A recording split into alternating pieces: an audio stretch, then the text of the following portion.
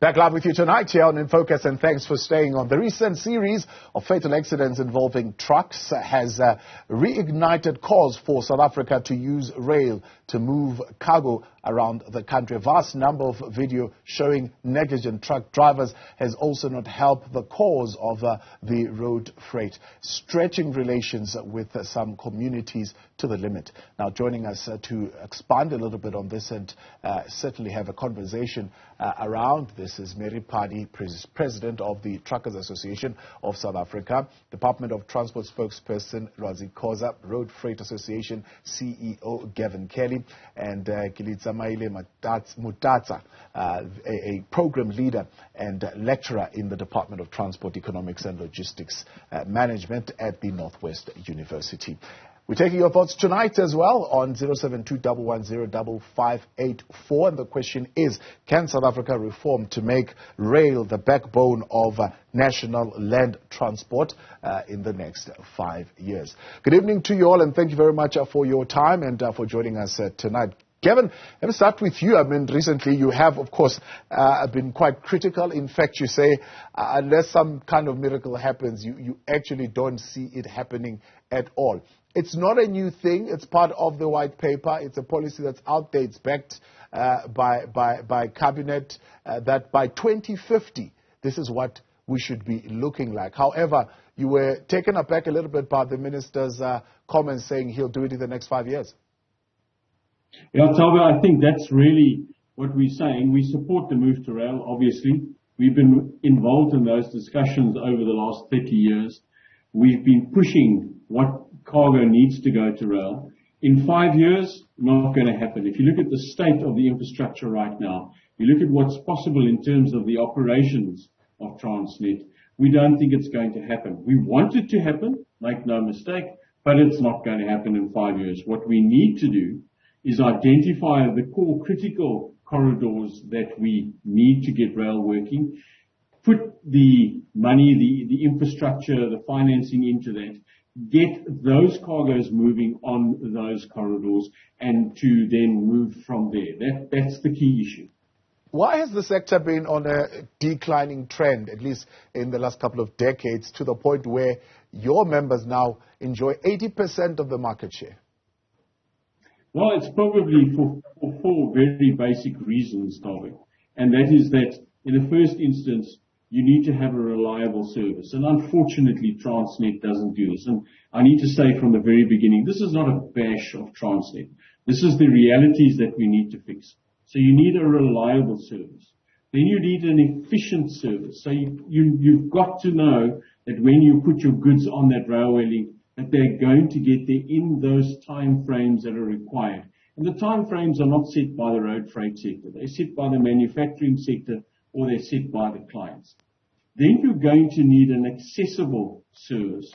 So rail's not going to get to every and each point from which a commodity is going to be either harvested or developed or manufactured and then sold. So you've got to make sure that the feeders into these rail networks actually can access those. And a very good example is what the agricultural sector is looking at. Then, of course, it has to be secure. You've got to know that when you put your goods onto the train, it's not going to disappear somewhere along the line, that you can track them. That's basic technology. And then finally, rail has got to prove that this is what the client, the customer, he or she who owns the cargo wants to use. Then it's going to be a pretty simple process to move everything across. They're simple words, but they require a lot of development. Right.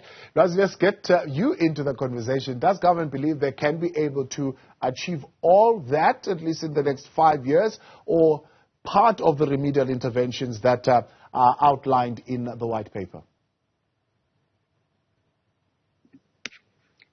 I beg your pardon, Thabo, did you ask for my comment? Yes, I did. Does government believe they could be able to achieve all that in the next 5 years, or do they think they would be able to achieve part of the remedial interventions outlined in the national policy on transport? Well, it is no secret that the approach that government is taking in terms of the resuscitation of rail is one that is an integrated approach. And Gavin mentions that a far more staggered approach would be far more impactful because you'd be able to prioritize the railway lines that are far more beneficial, that carry far greater volumes. And the Minister of Transport, working alongside the Minister of Public Enterprise, would be looking into such measures within the resuscitation of Transnet, ensuring that they are creating, they are reopening the railway lines and channels and avenues that, one, have expressed high volumes, but also railway lines that could carry volumes of freight that is toxins, and what has basically been regulated to not be safe on the roads by virtue of the volumes that are seen currently on the roads. So working alongside DPE and Transnet, there is a commitment to gradually resuscitate the railway line.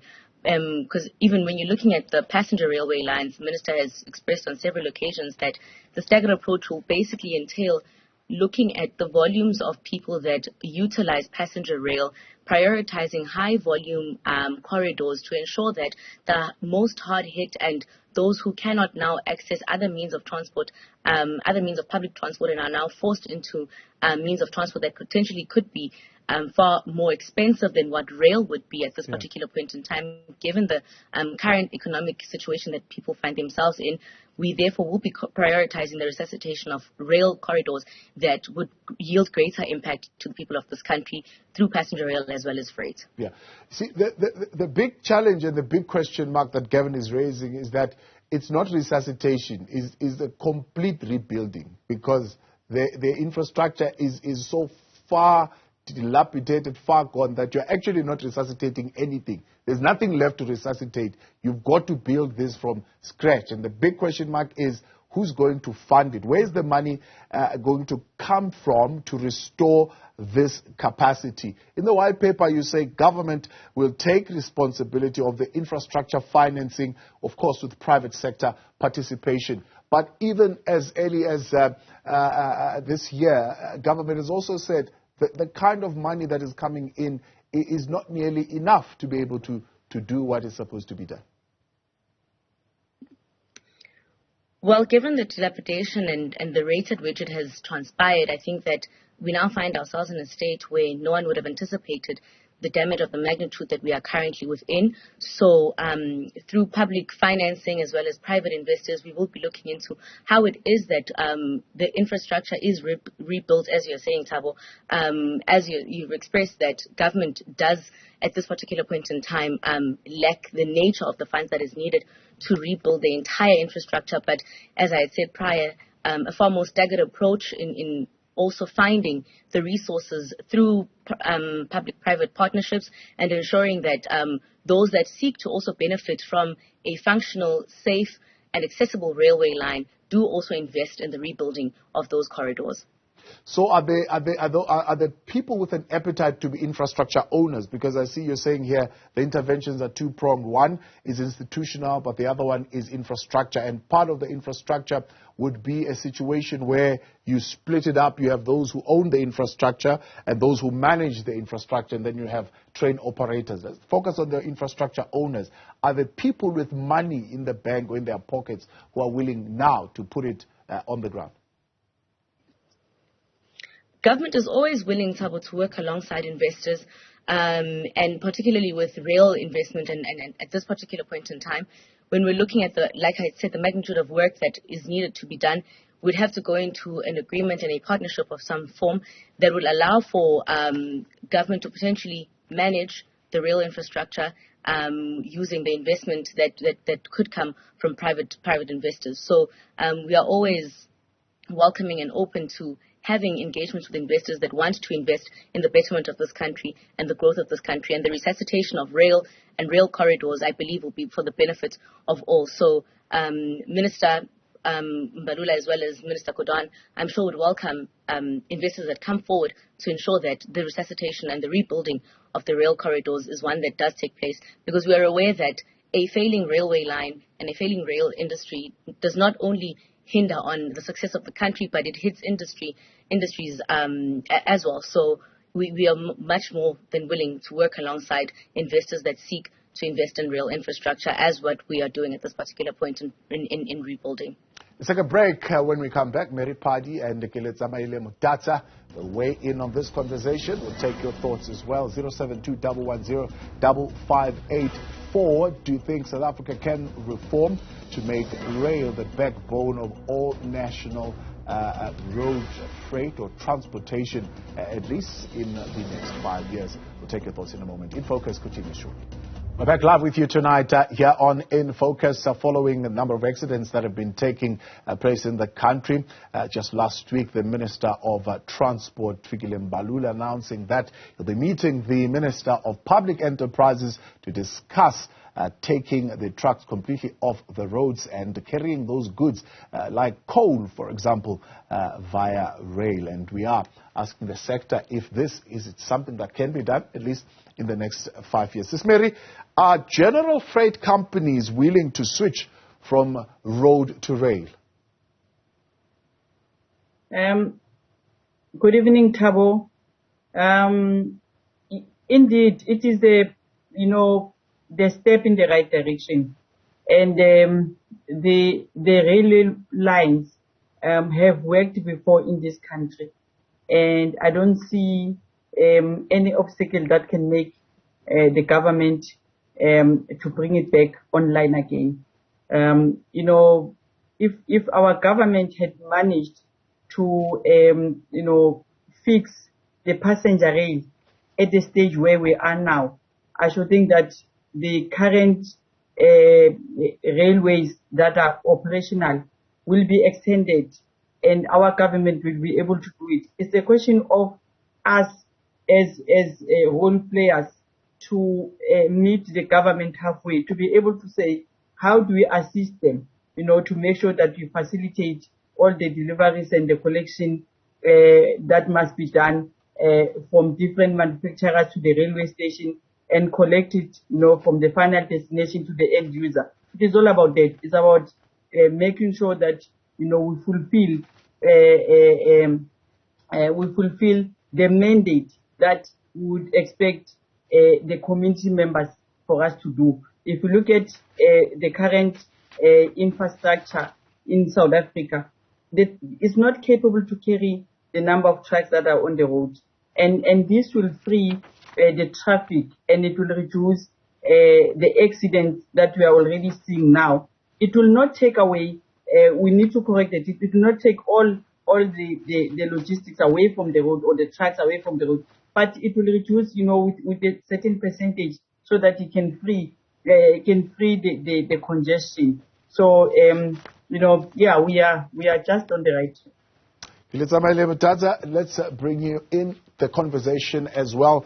What are your thoughts about what has led to the dominance of road transport, an abnormal trend, one would say, that defies regional and international developments?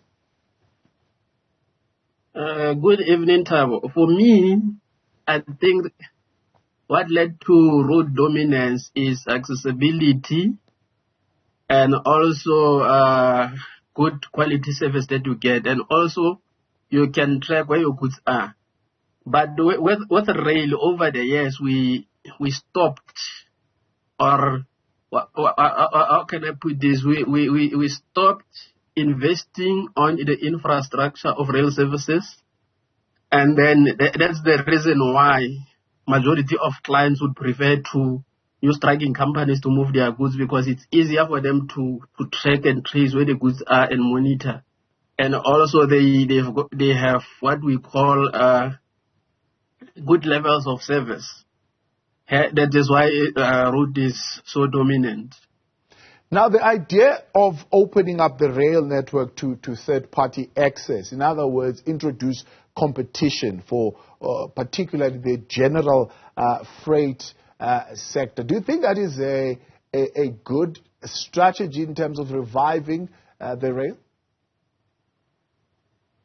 Yes, I think it's a good strategy, because remember, once government monopolizes the rail services, it's difficult for other people to get into the market and all that. But once you extend the hand to other people, it starts to make the services more competitive, And then also those other people, they'll bring in your cash investment or capital in order to ensure that the infrastructure on the rail service is really what it needs to be. Because imagine if you need to, for example, let's say the goods leave a harbor in Durban, and then if your forwarder cannot tell you asset line where the goods are, it frustrates you. But if you know where the goods are, it becomes easier for you to trust the service that is provided. But once there's competition, it always improves the type of service that is offered. Lwazi, what has happened with the establishment of the Transport Economic Regulator? Is that something that has been done as part of this move? Well, Thabo, to just give brief updates, Minister did present to Parliament yesterday, and it was approved by Cabinet yesterday. It will now be presented to the National Council of Provinces, and following that, it will then go sit with the President to make the decision of whether the Economic Transport Regulator will therefore be brought into ensuring that there is competition and working alongside also the Competition Commission to ensure that the transport industry is regulated, but there's also no dominant players that oversee the practice of others within the industry and the playing of others within the industry. So that currently isn't the pipeline, Thabo. Yeah. So it's something similar to the Competition Commission, if I understand it correctly. How is it going to work? How is it going to enable that these interventions, they adjust the arrangements in such a way that the curve switches the other way from road to rail? Well, as the previous speaker had spoken, that ensuring that there's competition within a sector is going to allow for the various players to ensure, one, that they provide a service that is accessible, a service that is reliable, but a service that is also safe. And Keletsamaile did touch on the fact that creating an industry that is anchored also on competition. Also, Thabo, if you look at the industries in the country, there is no particular industry that is dominated by a single monopoly. So we're always welcome to competition, but competition that is regulated, competition that is also fair, and competition that would allow for the growth and the empowerment of the previously excluded. Yeah. So, in other words, are you going to be offering via this regulator some kind of statutory protection like it was back in the 1930s for the rail sector? So would you be putting particular limitations to, say, freight companies? You cannot transport coal, you cannot transport steel on the roads. Is that the role that the regulator will play? Well, as I had said earlier on, the regulator will play the role of basically monitoring the practices that are taking place within the transport industry, and that does entail ensuring that there's certain goods and cargo that does not exist on particular forms of the road, of not just the road, but the transport network as a whole. So looking at what it is that can be transported by maritime, by aviation, by roads and by rail, what then ought to then go to whatever mode of transport will therefore cease to exist in a mode of transport that could be harmful to not only the industry but to people around it as well. Yeah. Gavin, what do you make of that? Statutory protection, is that what the sector needs right now?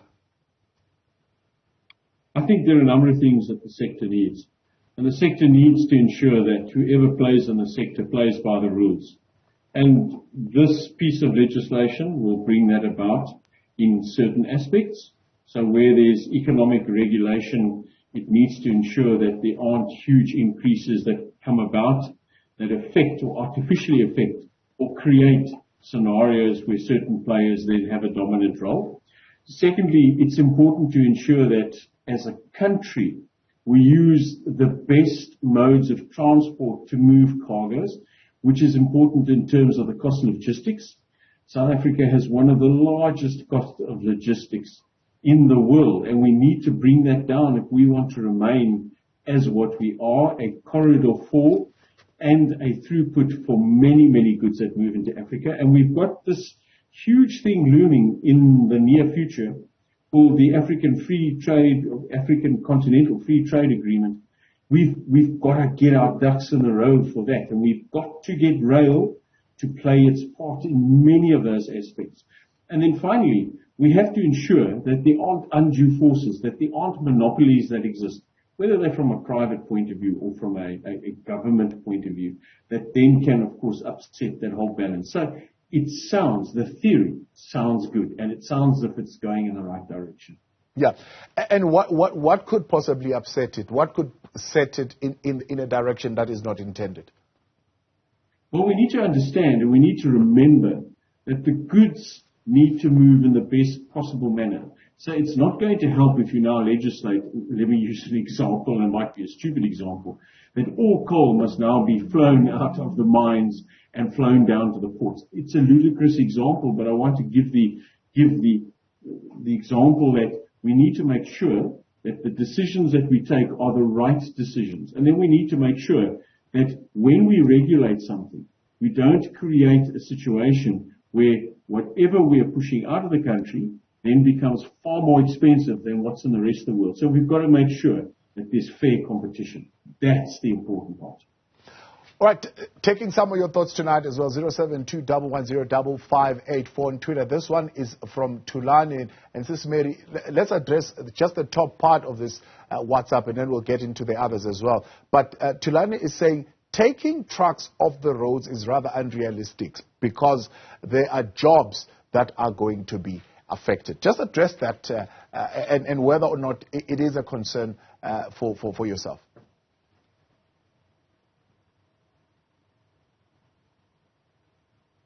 Ms. Mary? Yes, Thabo. Obviously, the government is not, if they were intending to do this thing without engaging freight, they would have said, by next month we are starting with the road to rail migration.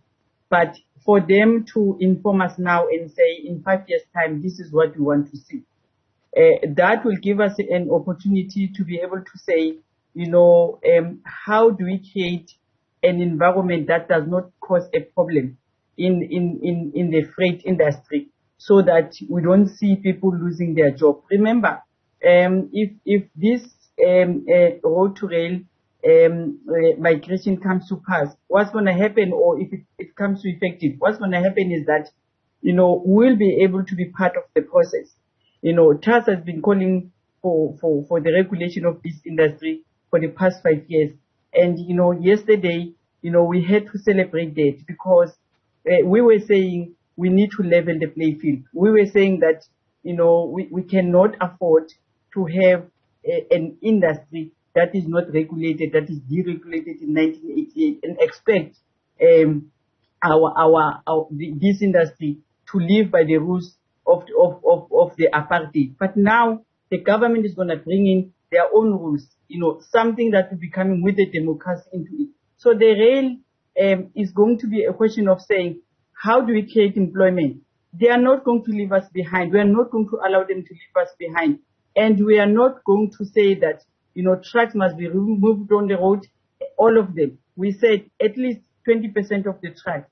And on top of that discussion, we will be saying to them, how do we then compensate those trucks that were doing the long routes so that when they go to the siding, they don't lose much of profit.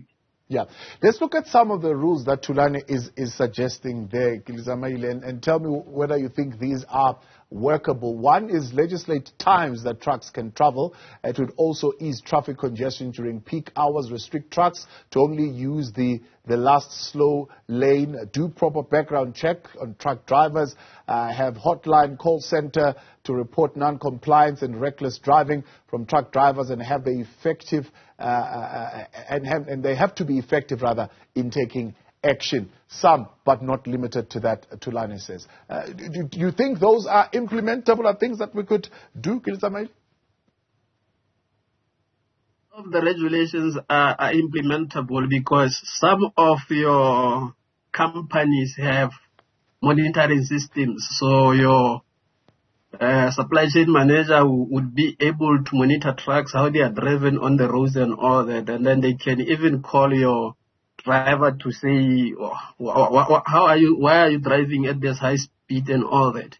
But also taking into consideration that some of the regulations are too broad. You also need to sit down with the truck drivers and say, if you are going to work for me, this is how you are going to do business. These are the rules.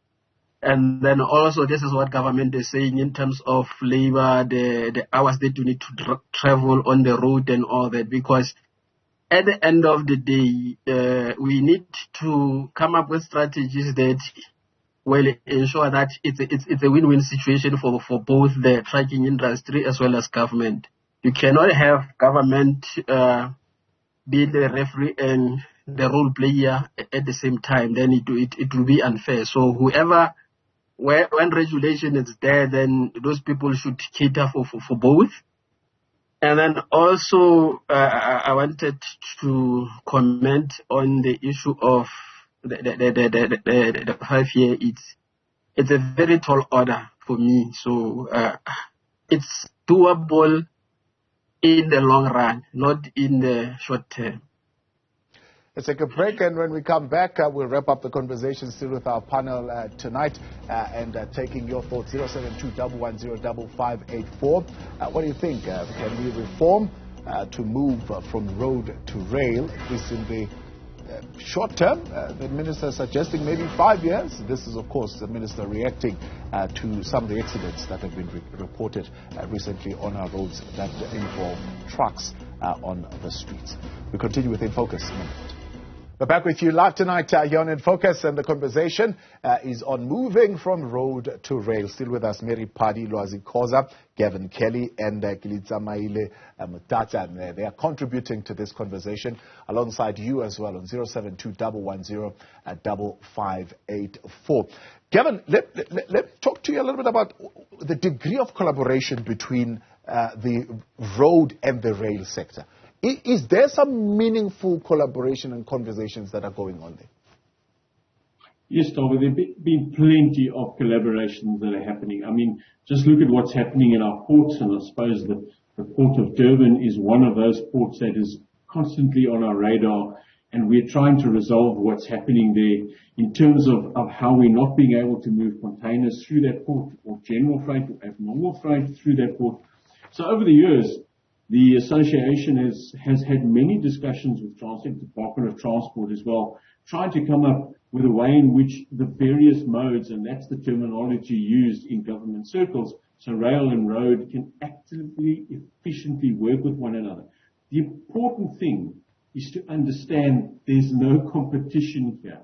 It's about playing your role in the right space and ensuring that those goods move along that logistics supply chain at the lowest cost possible.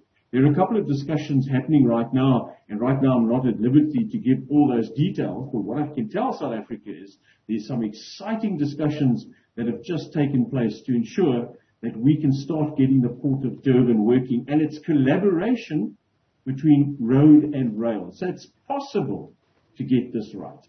Yeah. Lwazi, let me look at some of the WhatsApp messages that are coming through. This one is from Hendrikus in Durban saying government does not have the political will to get the railway lines on track again, and private investors will not contribute to fraud and corruption and BEE policies. 15 years ago, I was part of the SAPS where we had to escort the president at that stage in Durban to show people the railway lines are safe, and yet it is just degraded to the point of despair. Needless to say, the president cancelled his trip and the railway line that is past Guamashu. That is Hendrikus in Durban. Let's take another one. Victor in Bethlehem saying, we support the scrapping of trucks 100%. Rail network must come back to avoid unnecessary deaths and damage to roads. For now, trucks must start working at 6 in the morning and 6 in the evening. All right, that's Victor there in Bethlehem. The question that I wanted to put to you is that one that's coming from that WhatsApp message, is the one on security. That this total rebuild is also going to mean a rebuild of the security infrastructure. What is the plan?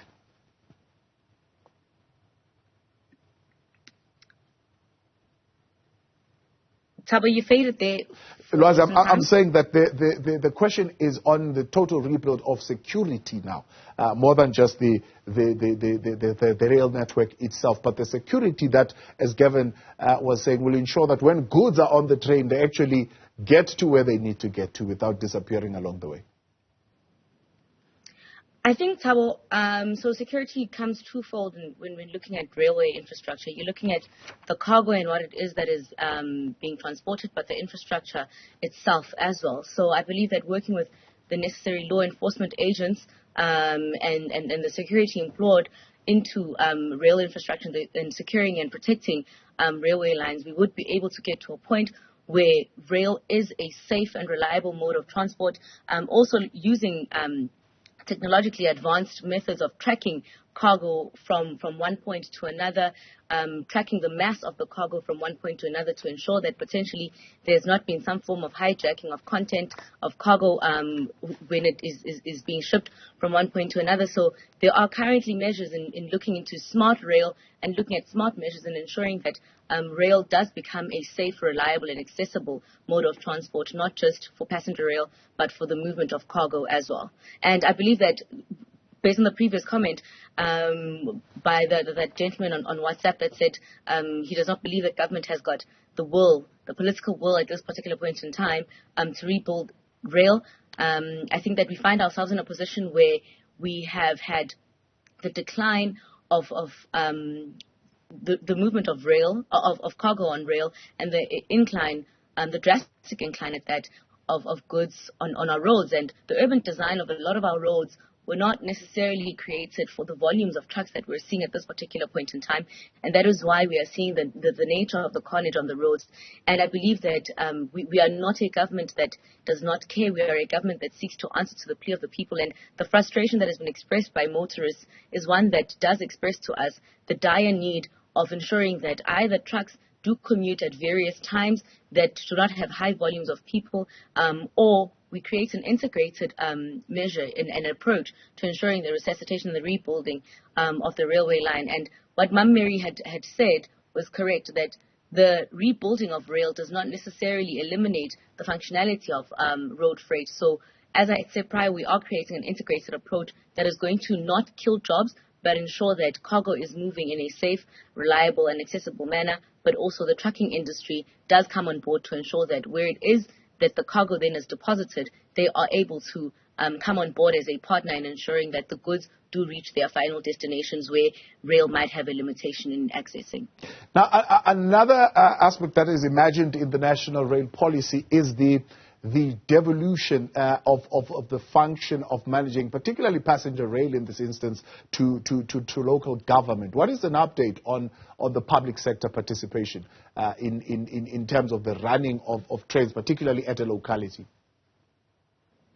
Well, there's currently a study, and Minister has pronounced on this to say that the municipalities and local government entities have come forward to try assist in the rebuilding of passenger rail.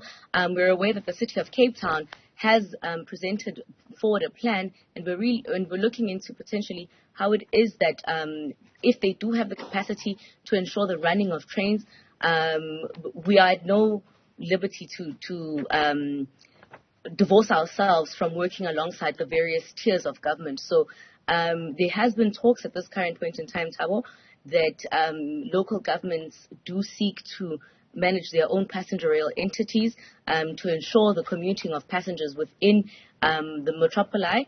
And we are, at this point in time, welcoming to those, but the further negotiations and further studies to ensure that we do not hand over rail corridors to potentially municipalities and entities of local government that will not be able to ensure the upkeep because we are currently at a point of rebuilding passenger rail at a national level. So we are working alongside all spheres of government and private sector that can ensure that trains are running again. And Minister has expressed that the priority corridors, there have been 10 listed priority corridors that carry the highest volumes of people in various metropoli in the country, and those are being addressed and ensuring that those are running potentially by the end of the year. So there is an integrated and an added effort in working with local governments as well. Much appreciated. Thank you all for coming. Unfortunately, we're out of time. That's where we're going to have to leave it. Mary, Phadi, Lwazi, Khoza, Gavin, Kelly as well, Keletsamaile, Motatsa.